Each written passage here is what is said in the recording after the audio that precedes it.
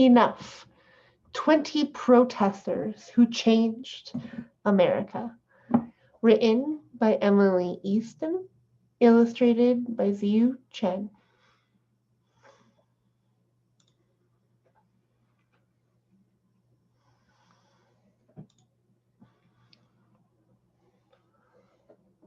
For heroes who stood up to make the world a better place, and for my husband John, who makes my world a better place by standing beside me. With gratitude to my fiance and family for their love. A few weeks after the Parkland shooting, I was in Florida with my cousins for a family wedding.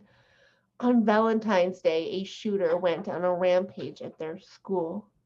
Thankfully, Samantha and her brother Ryan were both physically fine, though some of their friends sadly weren't. But everything changed from that moment on. Samantha was too young, but Ryan was part of the group that organized the March for Our Lives, and their older brother Matthew took a leave of absence from college to help that movement too. I felt inspired by these teens, like so many people did. Also, felt a sense of wonder that my cousins were joining the public canon of activists who made important changes in our country. I was moved to make a list of other protesters who stood up and said enough, and was reminded that America itself was formed as a protest against England.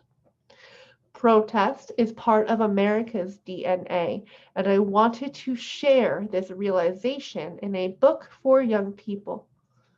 I especially wanted to show the many ways protesters have stood, marched, sat, or knelt for change in simple enough language for young readers to understand and feel inspired.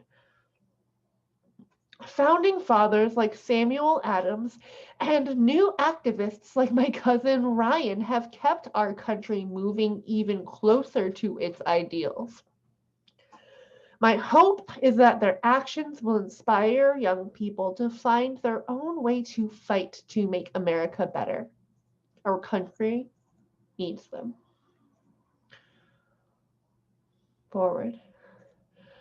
Whether I was doing a tight set at a comedy club, bussing tables at the local restaurant, or writing late into the night for the school paper, life was simple and senior year was almost over.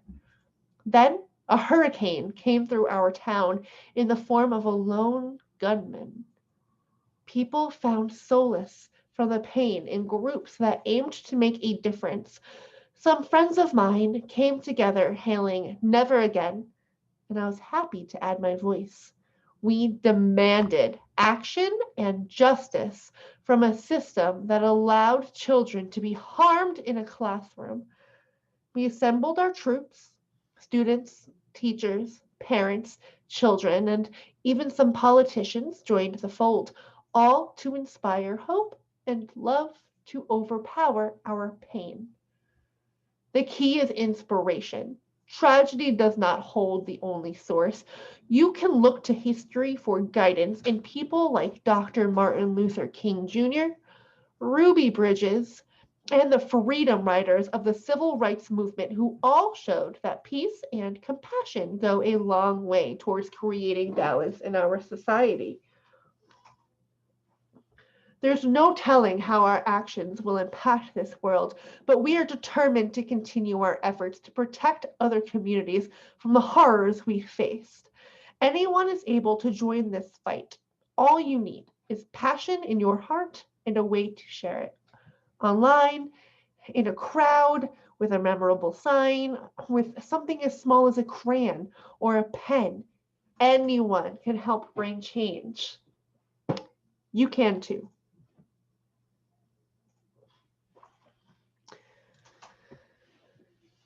Samuel threw a tea party. I'm going to pause on each page so we can look at the illustrations. What's happening here? Harriet led the way.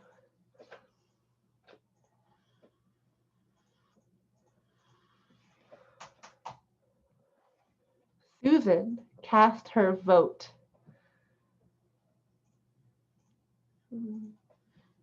The other people in this picture don't look too happy, do they?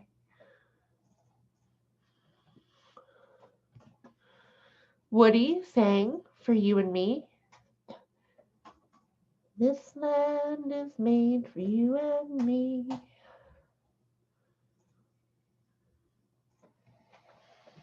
Rosa kept her seat.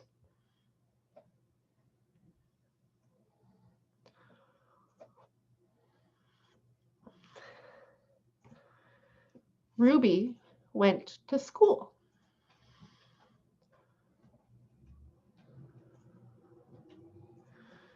Again, there's a lot of people back here who do not look happy.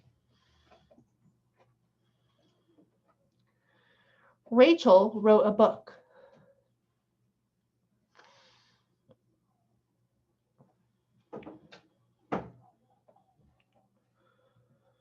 Martin had a dream.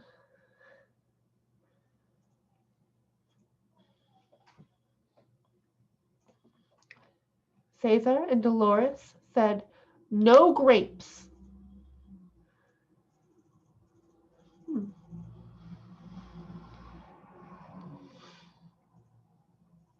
Muhammad refused to fight. He's saying, I ain't got no quarrel with them Viet Cong.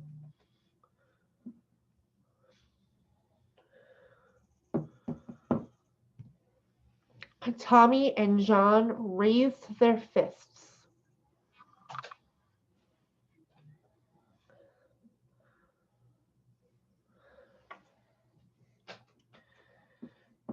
John and Yoko stayed in bed.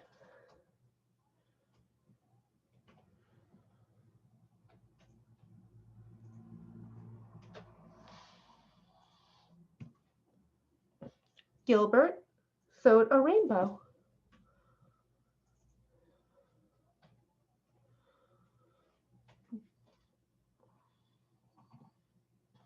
Jazz wore a dress. She's saying, I'm so happy to finally be allowed to wear a beautiful princess gown like the other girls.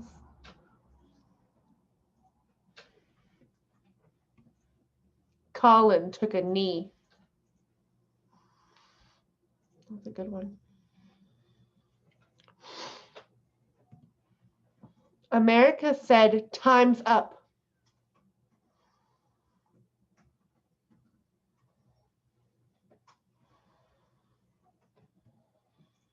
Parkland demanded, never again.